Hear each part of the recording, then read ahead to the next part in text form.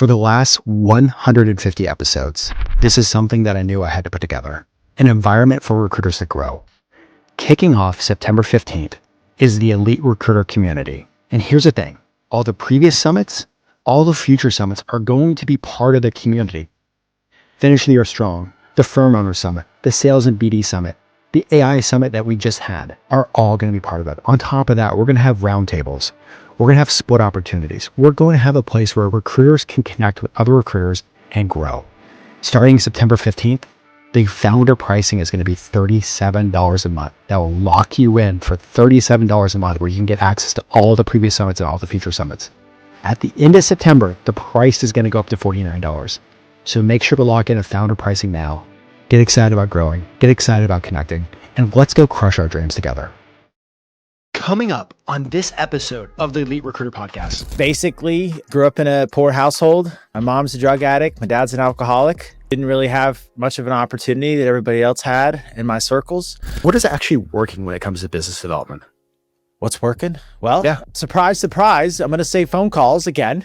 Really, I think that, so I have a theory on this, basically. Welcome to the Elite Recruiter Podcast with your host, Benjamin Mena, where we focus on what it takes to win in the recruiting game. We cover it all from sales, marketing, mindset, money, leadership, and placements. Admin is a massive waste of time. That's why there's Atlas, the AI-first recruitment platform built for modern agencies. It doesn't only track resumes and calls. It remembers everything, every email, every interview, every conversation, instantly searchable, always available. And now it's entering a whole new era. With Atlas 2.0, you can ask anything and it delivers. With Magic Search, you speak and it listens. It finds the right candidates using real conversations, not simply looking for keywords. Atlas 2.0 also makes business development easier than ever. With opportunities, you can track, manage, and grow client relationships powered by generative AI and built right into your workflow. Need insights? Custom dashboards give you total visibility over your pipeline. And that's not theory. Atlas customers have reported up to 41% EBITDA growth and an 85% increase in monthly billings after adopting the platform. No admin, no silos, no lost info, nothing but faster shortlists, better hires, and more time to focus on what actually drives revenue. Atlas is your personal AI partner for modern recruiting. Don't miss the future of recruitment. Get started with Atlas today and unlock your exclusive listener offer at recruitwithatlas.com. I am so excited about this episode of the Elite Recruiter Podcast because here's the thing. Recruiting can take you so many places. Recruiting has the power to get you out of the rat race. Recruiting has the power to help you realize your dreams. Here's the cool thing as a firm owner. It's not just about your dreams anymore. It's not just about your goals anymore. It's building an environment where others can help hit their goals and their dreams. And that's why I'm so excited about this episode. I have a returning guest. Well, you need to go back to the first time he was on the podcast. We really talked about the trials and the tribulations and how hard it was for him as he got into recruiting. And we'll cover it real quickly here. But I am so glad to have him back. And I'm going to introduce you to him in 1 second. I also just want to thank him for being my first guest back to recording. I know there's been episodes coming out, but I've took over a 2-month break from being behind the microphone. Luckily, we had a lot of stuff recorded. So if I'm a little bit rusty, just like recruiting, this is a muscle that I need to get back in gear with. But I am so glad that you've been here along with the journey and been with me along with the break. So let's get this episode going. Justin, welcome back, buddy. Hey, thanks, man. Wow, what an introduction. Oh my goodness. And yeah, I didn't know that this was your first show since you took your break. So wow, what a pleasure this is going to be. Wow, thanks for having me, and I'm excited to share. Yeah, heck yeah. Well, thank you for trusting me for getting back in gear again. So I've known you for a long time now. So this is going to be more of a easy, let's catch up. Let's see where the story has gone since the last time we recorded. I think since the last time we recorded, I think I was probably averaging maybe 6,000 downloads a month, and now we're averaging over 15,000. So there might be quite a few people that have never heard your story. So let's, I'd say go back to listen to the episode for the full rundown, but real quick, for those that have never met you before, how did you end up in this wonderful world of recruiting? Yeah, long story short as I can make it. Basically, grew up in a poor household. My mom's a drug addict. My dad's an alcoholic. Didn't really have much of an opportunity that everybody else had in my circles. Took a job I met my partner. She was like, I don't want to be in a call center for the rest of my life. And then I wondered if I wanted to too. Found a Craigslist ad, believe it or not, hiring a recruiter, no experience required. Went in there, did a shadow day, banged out a bunch of appointments for the CEO, and she hired me on the spot. Worked there for 3 years, just Googling the phone, building lists of hospitals and finding out everybody who works there. And then that place shut down, moved to Acuity. Yeah, they just came in one day and were like, today's your last day. We're moving back to Ohio. Yeah. But really, cut my teeth on the headhunting side. I learned a lot of what was, I feel like, the core fundamentals of recruiting. Moved over to Acuity where I learned a lot of the tech stuff, more of the resume databases, if you will, just tapping into more of those active talent candidates. And then from there, I went to IPG, worked there, met Gary, a couple people that really changed everything. We left and started Titan 22.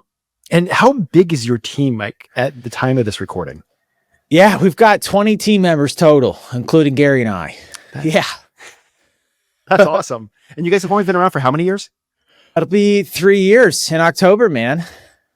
And you guys mostly do direct placement for those that are listening, right? Yeah, we only do direct permanent placement. And what is the industry that you guys focus on? We are healthcare specific, but we target community-based nonprofits. Even deeper than that, our real target clients are federally qualified health centers. And why that niche? Number one, I think there's a limited amount, right? There's so many different healthcare organizations. So we wanted to really limit it, of course, but also very passionate and as a person for the care that they provide. And me personally, like growing up as a kid from the underserved population, could have absolutely benefited from the services that they provide. So yeah, if I can help get kids like me the care that they needed, heck, that fires me up every single day. So this is like an internal mission because of how you were raised. Yeah. The joke is, we don't work for nonprofits because we want to get rich. I mean, we want to earn a good fee, but ultimately we're really passionate about what we do over here. That's awesome. With your team of like 22 people, I know the first time that we sat down and talked, we spent a lot of time talking about your dreams and your goals and the things that you wanted to accomplish, especially like, because of how you were raised and it's like everything that you went through. But I've watched you evolve as a leader. I've watched you evolve as a firm owner. And there's been a lot of focus back on your team and the opportunities that they've given. Can you talk about some of the realizations that you've had over the last few years? Yeah, dude. And there have been plenty for sure. When it comes to opportunity, yeah, someone gave me a shot. It wasn't really, my life trajectory wasn't really looking that great, and I stumbled upon this opportunity and she was like, normally people have degrees, that do this job, but I'm going to give you a shot. And so when we started Titan, I really loved the idea of like being able to provide that shot to people who may not have a shot. And there have been several people here that were doing completely different things. Some people were a little lost. Some people thought they were going to go one way. And when they uncovered this, they were like, wow, I'm going to go a completely different direction. So it's been remarkable to kind of share what someone provided to me with my team. And it's been really cool to help guide them on their own journey too. Do you have like a person or two that you definitely want to highlight? Yeah, for sure. I mean, I could go on. I could go basically tell you a story about all of them, honestly. Whether it was, our first hire who had a few jobs on the table, was degreed, didn't have an opportunity to really make it, hasn't had that opportunity. And they were working at Target before this, so really stellar employee, but just didn't have an opportunity. And they were able to come in here, utilize their degree, utilize some of their math skills, but also utilize a lot of those customer service skills and take that, $15 an hour individual contributor mentality and shape that into the recruiter she is today. And man, she is a beast. Made more dials and had more talk time than any recruiter I've ever worked with. She had like 8 hours of talk time for the first few months of working there. And now she's got it dialed into where she's using so much tech that she's barely even picking up the phone these days, which, I go back and forth on that. But yeah, she's changed her whole life. She got an apartment now. She's looking at maybe getting a house, new car, really getting the ability to set herself up for success. And that's just one. Another guy, he had tried a few different things. This was really like a third career for him. He was an actor for a long time, been in some really cool shows, Sopranos to name one, went into real estate, didn't really like how cutthroat it was.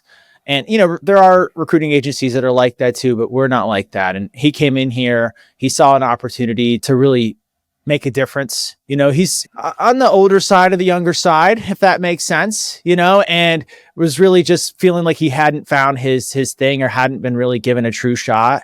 And man, I mean, he's moved out on his own. He's really excited about the furniture he's got in there. And then not only that, I mean, his self-development, his personal development journey with the stuff that he shared with me. I mean, like it's remarkable, really. And to feel like I've played just a little part of that, like really, really fills my cup for sure. Heck yeah. So these people have gotten opportunities that almost like kind of like what you had. But here's the thing behind the scenes, like as a firm owner, like it's cool to give people opportunities, but you also have to put them into a system where they can succeed. And you have to train them up. I want to go back to your first hire before we start talking about that. Did she know that she was going to be the first hire? Yeah, sort of. Yeah, she did. Yeah. We had so many jobs to recruit on, and it was just three of us. It was like, well, we can't do this all by ourselves. What did you guys say for her to take this opportunity and jump on the, what could have been a bunch of hooligans as they figured it out? Well, it was a bunch of hooligans for sure. That has never changed in the most, you know, respectful sense of the word. But no, I mean, really, I think we applied a lot of our recruiting, you know, skill set, really like our active listening, screening questions that really get to the root of what people are really wanting to do. And she had been in a space where she shared with us that she feels like she's really, really, really smart and could do a lot and prove to herself and to her family that she's capable of doing a lot, but hasn't had an opportunity to do that. And so we just shared with her like what was capable. We did a shadow, and we're big on shadows, on showing like real transparency, like, hey, this is what it really takes, being real transparent with like what the opportunity potential is. And when she saw that she could use math, you know, she was like, oh, I get this. I could do this. No problem. And really, I was unsure. I really wanted to hire her. She had another offer on the table, and we were doing BD, and it got quiet. And I was like, why is that getting quiet? And I look over, and she came in with the signed offer letter, dropped it on the table, took the job. That's awesome. So like you guys now have like 22 people like working over the, you know, with the team. How are you training people to set them up for success? Well, so we have a morning huddle every morning where we do some micro version of training. We'll do like a role play really quick, and we'll just do like popcorn role play. Hey, you just randomly pick a person, do a quick role play BD call, you know, overcoming objections, and then we'll just get on the floor. On Tuesdays and Thursdays, we do a more extensive training. These days, we're really focused on business development. So they're primarily all BD related. Recently, what we've been doing is one day, Gary will make a quick little BD list of clients that he's never talked to before, and we'll do live demonstrations and really just kind of breaking down that mental barrier, because really it's more of the anticipation, I think, that stops people from doing it than it is the act itself. Because I like to think that people are inherently good and want to have positive conversations as well. So it's just showing them, like, Gary will get on the phone and I'll get on the phone too. And the person picks up and they're like, yeah, we do have that opening. And yeah, we do work with recruiters. And yeah, we do pay high fees. And yeah, we're fine with the replacement guarantee. And it kind of like really helps break down those barriers. And in conjunction with, honestly, with several different coaches that we have had over the years. We had Scott Love. He did a lot of coaching for us when we first started. We use Clark Wilcox, who they've all been on the podcast. We use Trisha Tamkin as well. Rich Rosen. We're in his group training. Yeah, so it's not just me. It might look like it's all me, but really it's me plus all the people who are helping support me as a leader. I know before we went live, you've talked a lot about consistency and putting in the grunt work and putting in the work to win. What does it look like for you, and what does it look like for your team? Well, these days, consistency is definitely different than what it was when I was just a recruiter. For me these days, it's showing up every day with a positive attitude, not just for me, but for my team, bringing a valiant work ethic, right? For me, that means, showing up more than 15 minutes early so I can be prepared to start work when the workday is actually starting. And then I really, try not to leave right when it's time to go. I try to wrap up what I'm doing. And if there's one or two more things that need to be addressed, then I try and address it for sure. And then just kind of having faith, a little bit of faith. Try not to put too much onus on, like, I'm a little nitpicky. I can be really analytical and I can get real granular. What I've found is that when you give people realistic expectations and trust that they'll do the right thing, that most of the time they do. And I think that's been huge. So that's kind of what consistency looks like for me and for my recruiters. And for me, when I was a recruiter, it has to come down to basically creating a standard. I know DSP talks about this. Like, people don't, they fall to your lowest expectation. They don't raise to the highest standard, basically. So you kind of have to set the bar, right? So when it comes to consistency as a recruiter, I always want my guys making $50 a day, at least, 2 hours of talk time, at least, if they can, because really it's a people business, and I'm a big believer of, you have to be interacting with people, and it's a challenge to do that when you're not on the phone or on a Zoom meeting or in person. So we would definitely prioritize being on the phone. So trying to get those numbers every single day. And for me, consistency isn't like every single day. If you miss a day or two, that's fine. You don't quite hit your metric or your goal where you really want it to be. That's okay. That's actually still consistent. Consistent is when you do that and then you come back tomorrow and you try again and again and again and again. And majority of the days you are hitting those numbers. And ultimately, that's where a lot of success comes from. Being a firm owner, you see the data behind the scenes, what everybody's doing, but also being a recruiter yourself, and you're still on the phones yourself. A recruiter always looks for the path of least resistance, which, we have a bunch of shiny objects in our face constantly, tech objects, saying it could solve your problem and make life easier. How do you balance that side of using the tech, but also understanding that it's this simple granular grunt work is what many times leads to success? Wow. Yeah, that's a big question. I think that my upbringing into the recruiting world definitely played a huge factor for me, because when I first started, it was just a phone and Google. And so the reality is the fundamentals of recruiting haven't changed. I've only been in business for 12 years.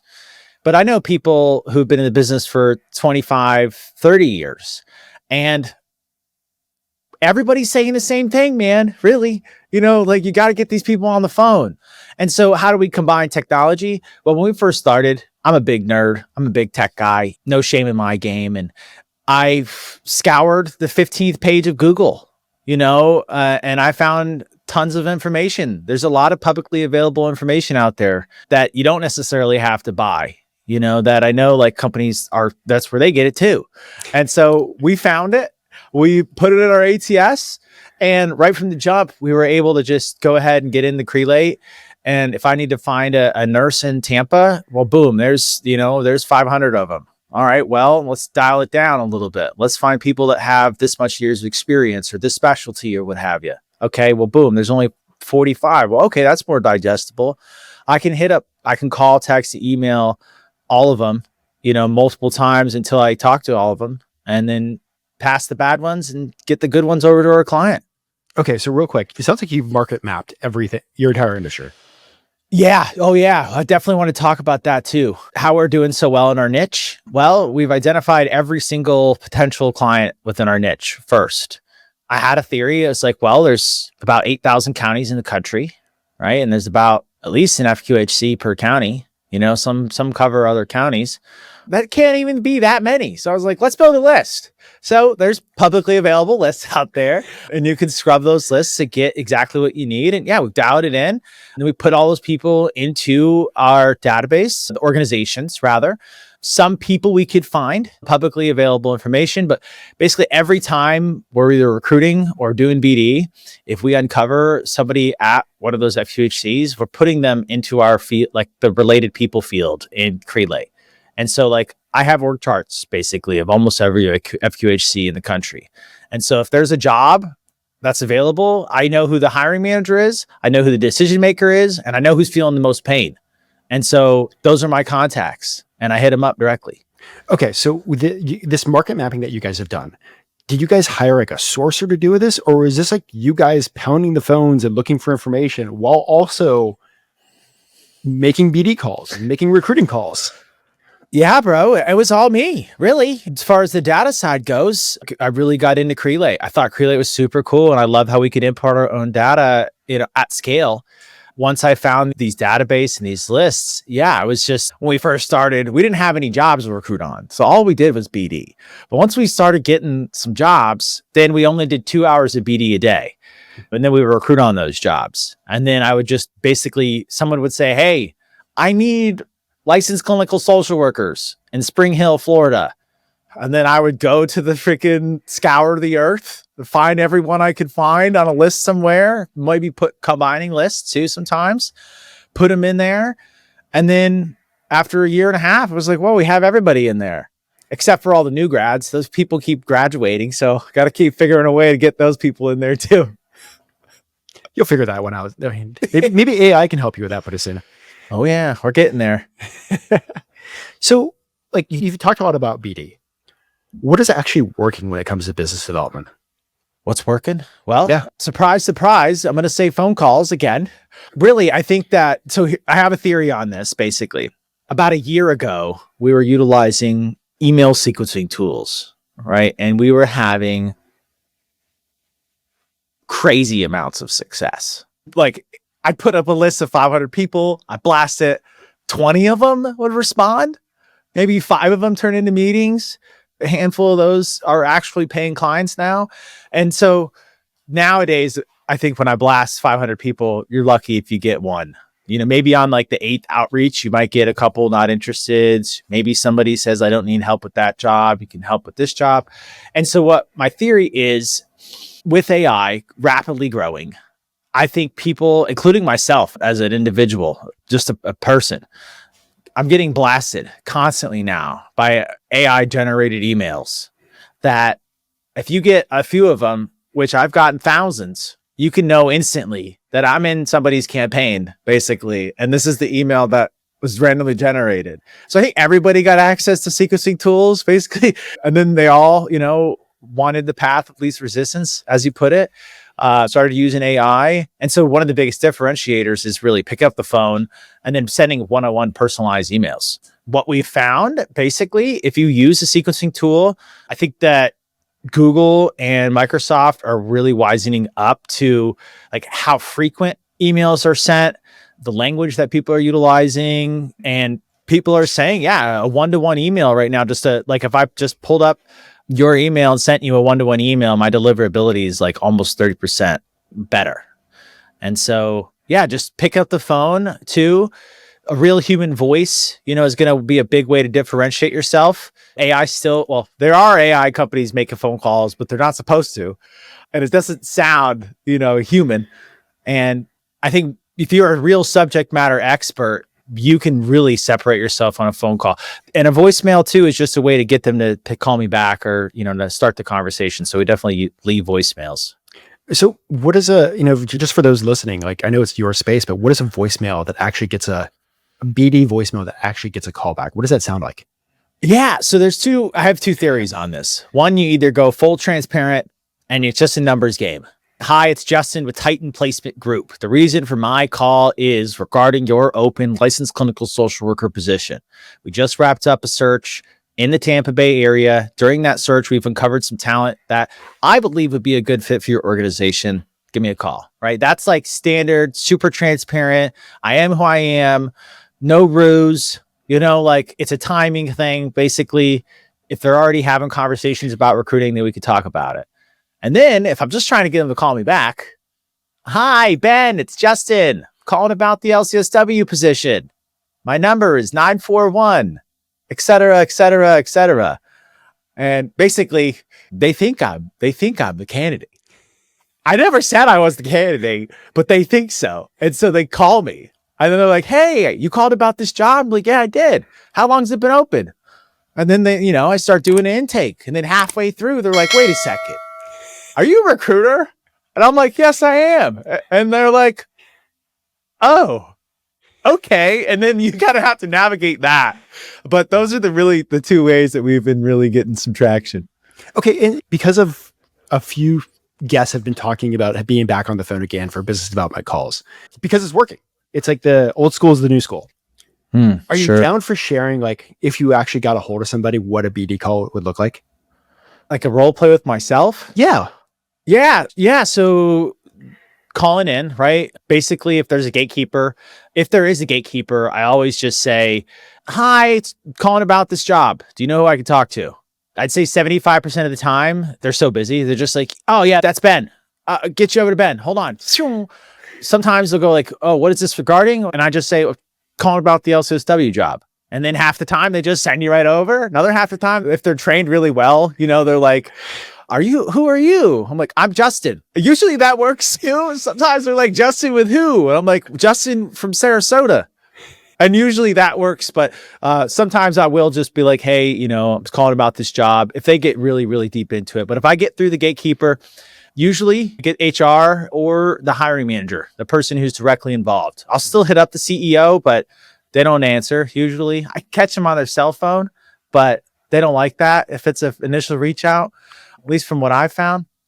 So yeah, get the hiring manager on the phone. Hey, it's Justin. I was calling about this job. Sometimes I'll do some selling if they open the door to me to sell, but I literally have them invest time with me by asking questions. I'm a big believer, whether you're a candidate, a recruiter, or a business developer, that people judge you based on the quality of the questions that you ask. So the better questions you ask, you're just elevating yourself and you're conveying value, right? So if you're asking questions that no other recruiter is asking, you're already light years above everybody else and they are not even working with you. And so I have them invest time with me talking about the job while I'm also doing an intake or discovery / getting the details for the job description. And then at some point in time, usually they'll go, are you a recruiter? Yes, I am. I am a recruiter, actually. Like, oh, we don't work with recruiters, right? Because it's just normal. I think I have a theory that the knee-jerk response to any change as a human is just no. And so when I hear that initial, we don't work with recruiters, I deaf ear it. I basically pretend that I never heard it and I just keep going because, yeah, right. Everybody works with recruiters. It's like cybersecurity, it's a when, not an if, right? So yeah, I'm like, okay, well, why not? I'm just curious, maybe they had a bad experience and sometimes they have had a bad experience and I'll say, well, shoot, sorry that happened. I acknowledge their feelings because that does suck, right? I've worked with a lot of people that do the things that I have to overcome. And I'll say, hey, well, I just would hate to wear a black eye for somebody's mistake. It's not something I did. And I hate for you to not utilize recruiters and really miss out on qualified candidates that are interested and available because you had a bad experience. And sometimes they're like, well, you're right. And then I'll dive right back into my discovery calls. Some point in time, they'll ask you, what are your fees? Usually I want to make sure I get real clear picture of how difficult or how easy the job is going to be for me to fill before I start talking fees. If they press me hard, I'm shooting high. I'm shooting at 25, 30% and then kind of negotiating from there. I've been starting to lean more towards flat fees. If they're saying like, if I can get a real clear idea of how easy or difficult the job is going to be to fill. Because we work with nonprofits and it's a lot easier for a nonprofit CFO to budget a flat fee than it is a percentage. And then right from there, usually when they sign the agreement, I go ahead and I have enough information to put together. I have a custom ChatGPT that builds a job description based on the format that we want. So I use my intake that's in Crelate, copy it, the notes, copy the job description, their internal job description, their PDF for their benefits, throw that into my custom GPT. It spits out a job description in 5 seconds. And then if it's good enough, I call one of my recruiters up and I say, hey, got a hot job. What's your desk look like? Give them the rundown. We get to work. Love that. Yeah. Thank you for walking through it because it's one of the things like, the phone can be scary. The phone can be, but it's like a muscle. Like you need to start doing it and being on the phone to start walking through some of the things that you said. Finish the year strong is going to be the most impactful summit of the year. Every single summit we have held up until this point is preparing for this one. So that way it could propel you to have the strongest quarter yet. Finish the year strong. It's kicking off October 13th and you do not want to miss this. Get registered now. You're an agency owner, but you are also an agency recruiter. Yeah. Oh yeah. In your mind, in your experience, what does it take to be a successful agency recruiter? I think recently I've been really, really gung-ho on those three things I hit on earlier. You know, attitude is everything in this business. You call it attitude, you can call it mindset, but having some gratitude and, you know, trying to be grateful for what you have is kind of one thing that's helped me keep a positive attitude or positive mindset. And then the work ethic. Work ethic is everything. This is really much a business where you reap what you sow. So like you could plant all the seeds you want, but if you don't water them, like you're never going to bear fruit. So you got to make sure that you're consistently having good work ethic. And that can mean, and I know it sound like I'm not in the generation that I am, but I'm a big believer of showing up to work before work starts. I used to be a guy who woke up like 5 minutes before work started, threw some whatever clothes I could find on, threw some deodorant on, and just went to work. And then like I'm waking up at the office, and I can't do that. That's not a good way to, you know, you're really waking up. It means 10 o'clock is when you're really starting to get to work. So work ethic's real because we're only here. I know we're only here for 35 hours a week, but most people are doing 40 hours a week. Right. And I know it's more time than you spend in your own personal life, but it's only 40 hours a week, dude. And if you're going to spend 2 hours every morning waking up, well, you just lost a third of your whole week, basically. Yeah, work ethic's everything. I'm a big believer too of dressing for success. I know it kind of ties into work ethic, but you absolutely, like the way you dress absolutely changes, in my opinion, the way that you conduct yourself. And so for me, when I put on a button up recently, I've gotten back into it. It was doing polos for a while, but when I throw on a button up, I feel like a badass. I don't know what else to say it. Basically, I feel like, you know what, whatever little imposter syndrome I have occasionally, no, wait, we're the same. You know, we're wearing the same clothes. We're doing a professional service job, you know, like you're providing services to patients. So I'm providing services to clients, and it helps me see them at like more of a peer-to-peer level. And that helps with like the power dynamic because we need our clients in order to make money, and we need our candidates to make money too. But establishing myself as a peer kind of helps. And that's kind of all tied into work ethic, but really, and then having faith. I have doubt that pops up once a quarter, at least. Probably at the beginning of every month when we wipe the board clean. And I look at the board and I'm like, oh no, how have I ever done this before? I have no idea what I'm doing. Having faith that like, if I know that, I don't know, it's more of a belief than a faith, but just kind of like knowing that if I bring a positive attitude and I bring a valiant work ethic, like I'm hitting my dials, I'm hitting my talk time, I'm showing up early, I'm staying late, I'm doing what's required, that it will work out. You know, and those seeds of doubt, like those turn into more obstacles that you have to overcome. So yeah, having a little bit of faith helps really shave off a lot of that doubt. Well, I want to go into this doubt a little deeper, and especially with your background. And like I said, definitely go back to his former episode, but you didn't have a background like many recruiters, you know, going to school, and, you know, there's a lot of recruiters that are like former athletes and this and that. How did you deal with the imposter syndrome that you've had to deal with to be successful as you have become within the recruiting space? Wow, that's a big question. The first time I heard about the concept of 10,000 hours, I think really was one of the times where I felt like, oh, well, all I have to do is get these 10,000 hours, you know, and I'll be an expert, right? So boom, I can do that. That's 2,080 hours in a year of work. Okay, give me 5 years. Boom, I'm an expert. 5 years in, I definitely didn't feel like an expert. Still felt like I had a lot to learn. I think that when I started, so I don't know if it was hubris or ego or what, but I was like, just looking at my old boss, like, well, if he can do it, I could do it too. And then when we started, you start to see like, wow, there's way more that goes into it. And so for me, I think it was when we started here, really like taking ownership of my career. Like I'm responsible for my own success. Like I can complain and I can kick and I can scream about the world's problems or the job orders that I'm working on are not in areas that have good candidate pools or the salaries are low or whatever. Or I can go out and get my own client that's paying well with high fees. And so like shifting gears from woe is me to like, I'm going to go out and make my own waves, has really been a big shift and really helped me overcome that imposter syndrome, because I don't have a degree.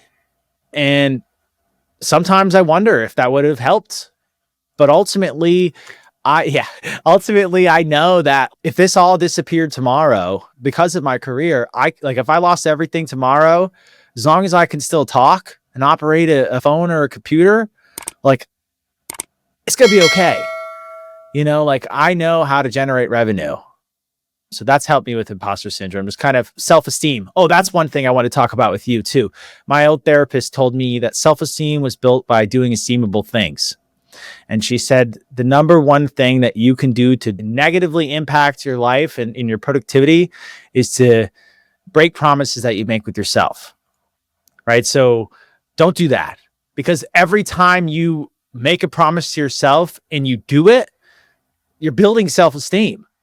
And if you have a really high sense of self or you have a high self-esteem, you have little imposter syndrome. And, I think that's where it comes from. If you truly know who you are, what you're capable of, and what you can do, then you don't feel like an imposter. When you talked about what your therapist said about the breaking the promises, like, what does that mean? At the time, I wasn't honoring all of my commitments. I think I was a big yes man. I was just yes manning everything. And it meant to me like, maybe I shouldn't tell everybody that I can do it all, and really when I started to say like, no, or just basically not yes manning everything and really thinking about it before I make a decision, I feel like that really made a big shift, because then it was like, well, don't take a commitment if you're not willing to honor it.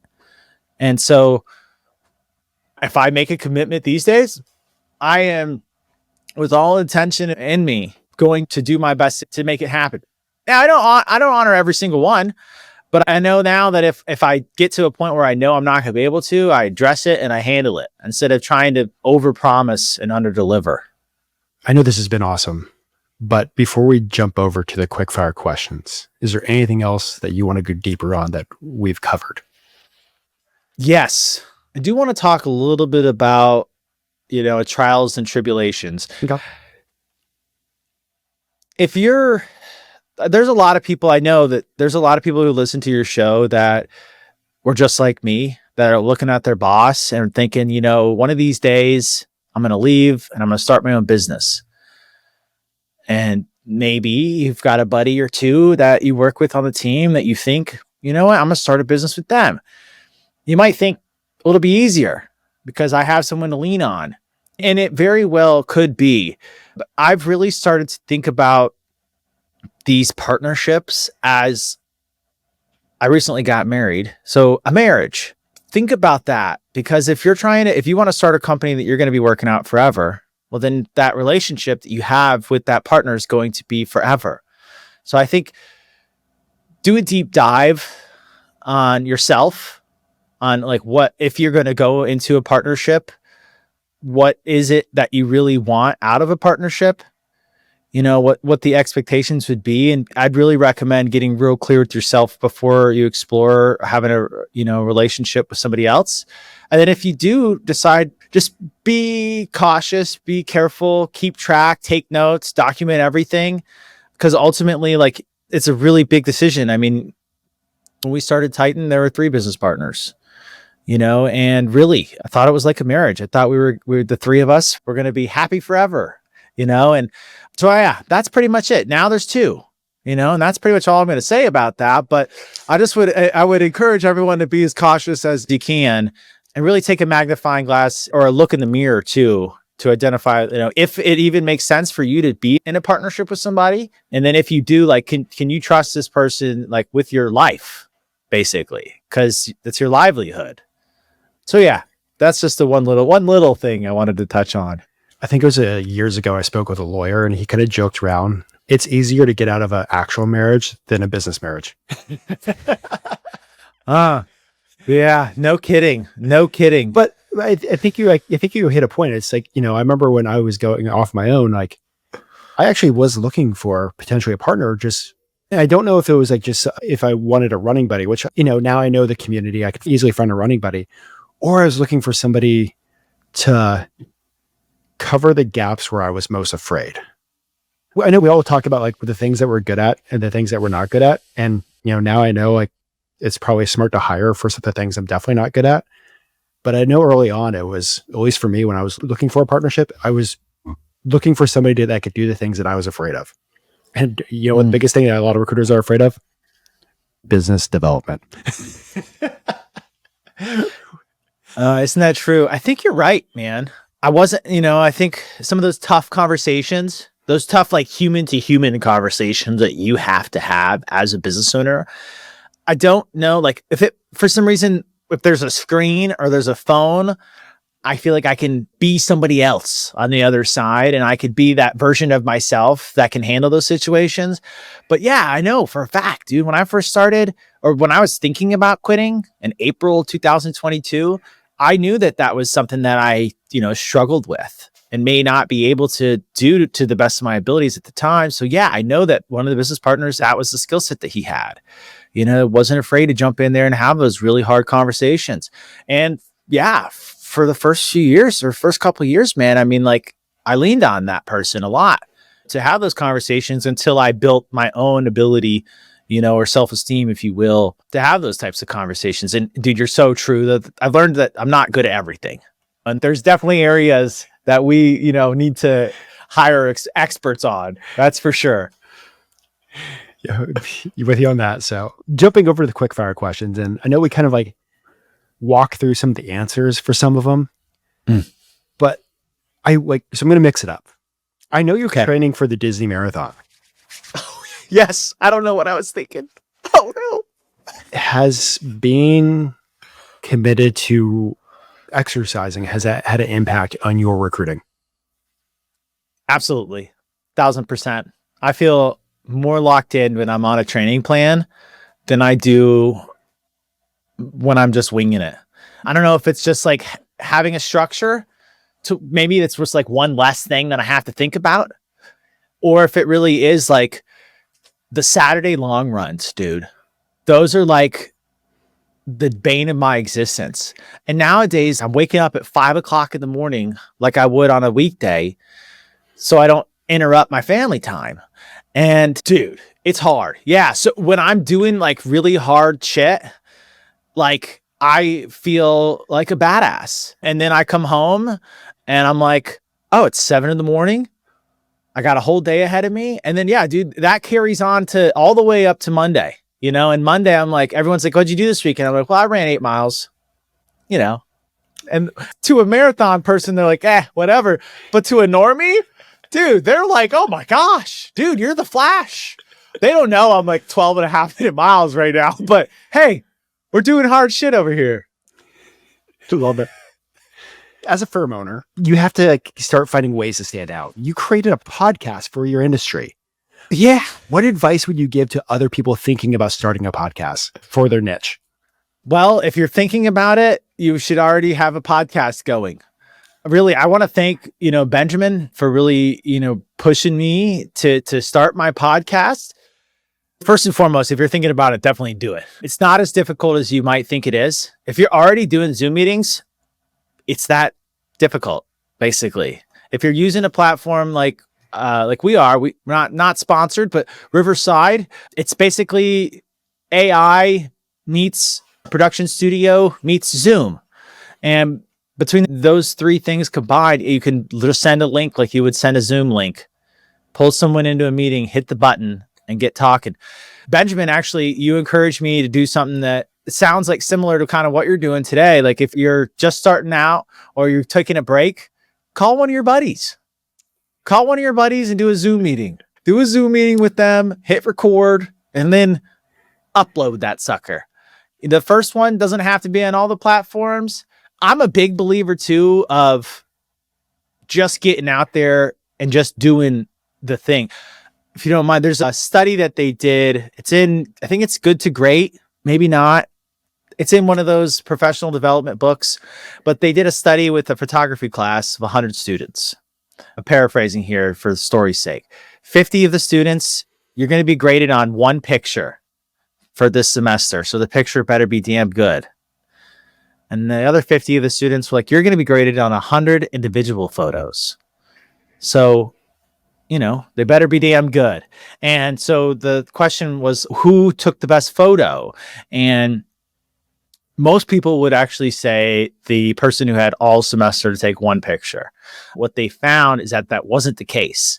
What was the case was the people who took 100 photos, their picture was like about 10 times better, if you will, than the one photo, because their first picture they took, they saw something that they didn't like that they wanted to improve or do differently. And then the second picture, they saw something else. And by the third picture, by the fourth picture, by the 100th picture, they had a stellar piece of art. And I'm a big believer of just getting out there and taking pictures. So yeah, that's my podcast recruiting, business development advice would be like, you don't have to know how to take a fantastic photo. Like you can just get out there and do a Zoom meeting and hit record. Like that's enough. You know, and the next one you're using Riverside.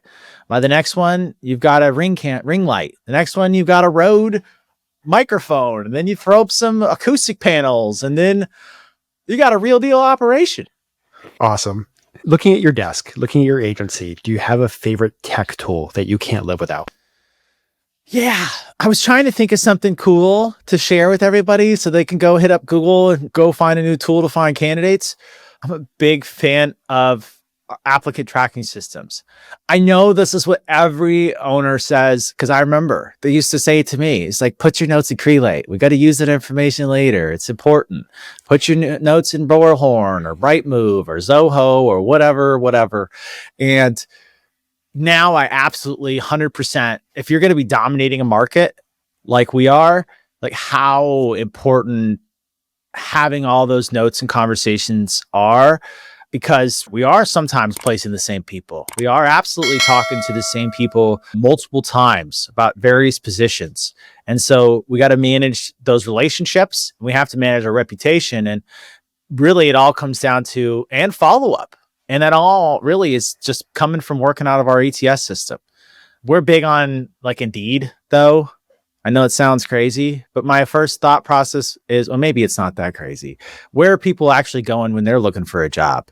Well, they're going to Indeed, right? They just got so much money behind their marketing. That's like the only one that people even know exists because of how much marketing they're doing.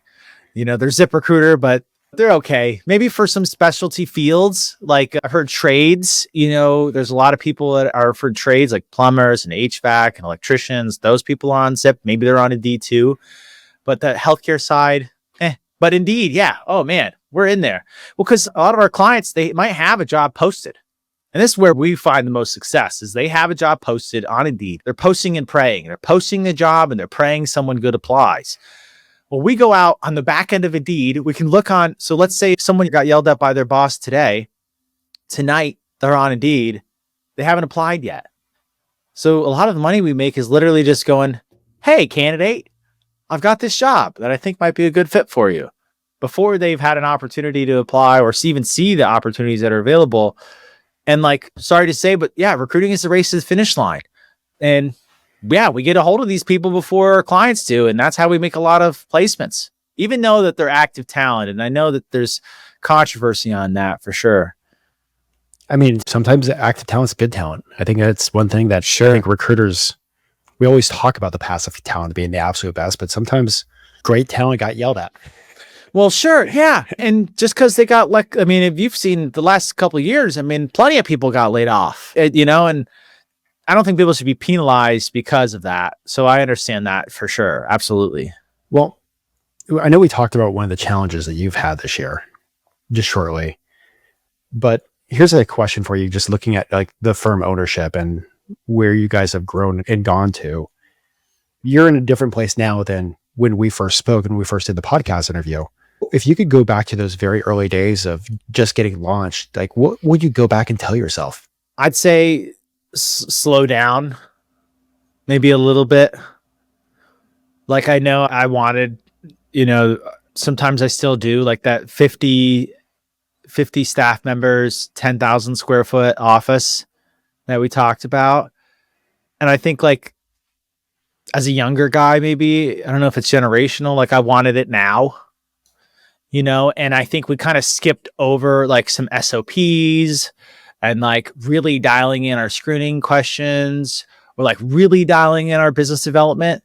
Yeah. If I could go back, I'd just say like, hey man, I know you're living on credit cards right now. It's going to be okay. You're going to make the money you need. Just slow down. Cause I don't know if it's cause, I'm all gas, no brakes just as a person, but yeah, if I could tell myself to slow down a little bit, then I would be probably in a much better shape. I think that there's just a lot of like hiccups and hurdles and road bumps that we've hit along the way that I think it would have been a much smoother sailing, journey if we had really dialed all that stuff in at the beginning. And this will be the last question. You speak to a lot of recruiters. You get a chance to chat with people. You're hiring recruiters all the time. Is there a question that you wish a recruiter would ask you, but they never really do? I was thinking about that. I'd say like just getting like real true with themselves, like what's it going to take, if they're new. And I think like if I was answering that question, it's being real transparent, because not this whole like, oh, you're going to make $100,000 and you're going to have work-life balance and you're going to have a lot of fun in the office, but like really being honest. So like, what would it take? It's going to take a lot of hard work, a lot of learning, a lot of note taking, a lot of rejection, a lot of fear, some doubt. And then they say yes, and then that goes away a little bit. But yeah, like being real transparent, what's it going to take? That's one thing I think that they would really like. If they really asked me, then I would give them a straightforward answer. Love that. Well, Justin, I know this has been awesome. Thank you for being the first person after this over 2-month break from sitting behind the mic. And also like, I want to give a shout out to all the guests that I've had, because prior to taking the break, we had 17 episodes already recorded. So grateful for those guests to know that it was going to take a while before the podcast has gone live. But Justin, before I let you go, is there anything else that you want to share with the listeners? First and foremost, thank you so much for giving me another opportunity to come onto your platform. Dude, I love listening to your show. I think I've learned more from listening to your show than I have in previous years of recruiting, honestly. There's so many nuggets from so many different high performers at all levels and all different industries. So yeah, truly, thank you. Secondly, I mean, going to the NAC conference, we'll be there, the National Association of Community Health Centers conference. So if you're an FQHC or nonprofit, or if you're a recruiter or a vendor who's going to be there, hit me up. Love to talk with you. Awesome. Well, Justin, I just want to say thank you so much. It's been a pleasure getting to know you over these years. But one of the things reason why I wanted to bring you back on is, man, I know when we first spoke about, you were gung ho on your dreams, but I've watched this evolution shift where you're still like focused on your dreams, but you've really started shifting into what at least on the outside, from what I see, the dreams of your team and the goals of your team members, and just the conversations that you have that when they're not in the room, that you're talking about them. And that's, what did they say? I think it's Zig Ziglar said, the way to achieve your dreams is by helping enough people get theirs. So as a firm owner, what can you do to help your team achieve their dreams? Let's go make it happen and crush 2025. Heck yeah. Admin is a massive waste of time. That's why there's Atlas, the AI first recruitment platform built for modern agencies. It doesn't only track resumes and calls. It remembers everything, every email, every interview, every conversation, instantly searchable, always available. And now it's entering a whole new era. With Atlas 2.0, you can ask anything and it delivers. With Magic Search, you speak and it listens. It finds the right candidates using real conversations, not simply looking for keywords. Atlas 2.0 also makes business development easier than ever. With opportunities, you can track, manage, and grow client relationships powered by generative AI and built right into your workflow. Need insights? Custom dashboards give you total visibility over your pipeline. And that's not theory. Atlas customers have reported up to 41% EBITDA growth and an 85% increase in monthly billings after adopting the platform. No admin, no silos, no lost info, nothing but faster shortlists, better hires, and more time to focus on what actually drives revenue. Atlas is your personal AI partner for modern recruiting. Don't miss the future of recruitment. Get started with Atlas today and unlock your exclusive listener offer at recruitwithatlas.com.